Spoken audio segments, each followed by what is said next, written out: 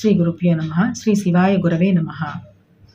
యః కర్తా జగతాం భర్తా సంహర్తాం మహసాం నిధిః ప్రణమామి తమాదిత్యం బహిరంతం స్తమోపహం. వీక్షకులకు నమస్కారం.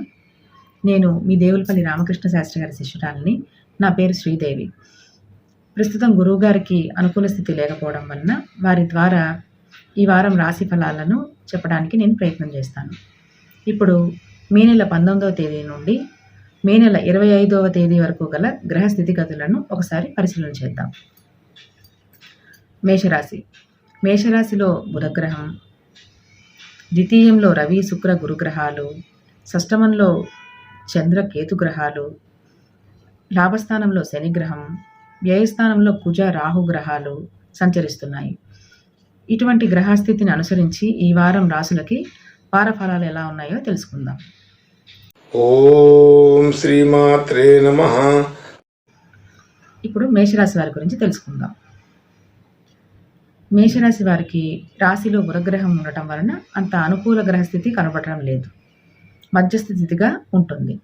అయితే సరైన నిర్ణయాలు తీసుకునే విధంలో కొంత లోపం ఉండవచ్చు. ధనయోగాదులు పర్వాలేదు, బాగానే ఉంటాయి. అయితే అంత అనుకూలంగా కనబడటం లేదు. ధనానికైతే ఇబ్బంది లేకుండా ఉంటుంది. కుటుంబ సభ్యులు బంధుమిత్రులతోటి అనుకూల స్థితి ఉంటుంది. గృహ వాహన యోగాదులు అనుకూలంగానే ఉంటాయి.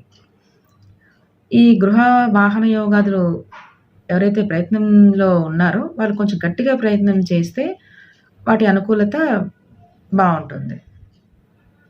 అలాగే విద్యా వ్యవహారాదులకు సంబంధించిన విషయాలలో కొంత మధ్యస్థితి ఉన్నది. పూర్తి అనుకూలత అయితే కాదు. వీళ్ళకి పబ్లిక్ రిలేషన్స్ అందరితో అనుకూలత కొంత తక్కువగానే ఉంటుంది. ఇంకా మానసికంగా కొంత ఇబ్బందికర వాతావరణాన్ని చూడవలసి వస్తుంది. అలాగే ఆర్థికపరమైన రుణ విషయాలలో సాధారణ స్థితే ఉంటుంది. పెద్దగా ఉపయోగపడే పరిస్థితులు అయితే ఏమీ కాదు. ఆరోగ్య సమస్యలు కొంత చుట్టుముడతాయి. ఆలోచన ధోరణి అనుకున్నట్టుగా జరగకపోవచ్చు. మిత్రులతో భేదాభిప్రాయాలు వచ్చే అవకాశం ఎక్కువగా ఉంటుంది. భార్యాభర్తల మధ్య అనుకూలత సాధారణంగానే ఉంటుంది. ఇబ్బందికరమైన పరిస్థితి ఏమీ కాదు. అలాగే కొత్త పెట్టుబడులు పెట్టాలన్నా, ధనం నిల్వ చేయాలన్నా ఇలాంటి వాటికి కొంచెం మంచి రోజులైతే కాదని చెప్పుకోవచ్చు. కొంచెం ఇబ్బందులు పడే అవకాశం ఉంటుంది. భాగ్యస్థితి సాధారణంగానే ఉంటుంది. అంత అనుకూలమైన స్థితి అయితే లేదు.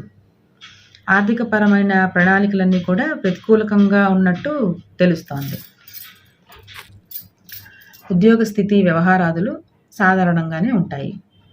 మార్పులు చేర్పులు అయితే ప్రత్యేకంగా ఏమీ కనపడవు. దానిలో కూడా చిన్నపాటి సమస్యలు వచ్చిపోతూ ఉంటాయి.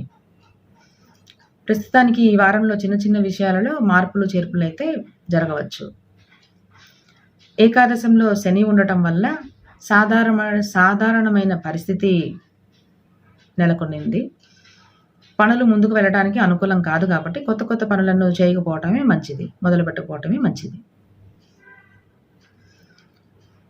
అయితే దూర ప్రయాణాలు, విదేశీ సంబంధ విషయాలు కానీ చేయడానికి అనుకూలమైన స్థితిగానే తెలుస్తోంది. ఇంకా లోకల్గా తీర్థయాత్రలు, దూర ప్రాంతాలకు ప్రయాణాలు కూడా అనుకూలంగానే ఉన్నాయని చెప్పచ్చు. కాబట్టి ఈ వారం మేషరాశి వారికి సాధారణ పరిస్థితి ఉన్నదాని ప్రకారం కొంతవరకు మిశ్రమ ఫలితాలే ఎక్కువగా కనిపిస్తున్నాయి. ఈ రాశి వారికి ఇంకా శుభలక్షణాలు, శుభయోగాలు, శుభ పరిస్థితులు కలగడానికి ఈ మేషరాశి వారు ఆంజనేయ స్వామికి నమస్కారాలు, ప్రార్థనలు చేసుకోవటం ద్వారా మరింత శుభ ఫలితాలను పొందవచ్చు. శుభం భూయాత్. ఓం శ్రీమాత్రే నమః.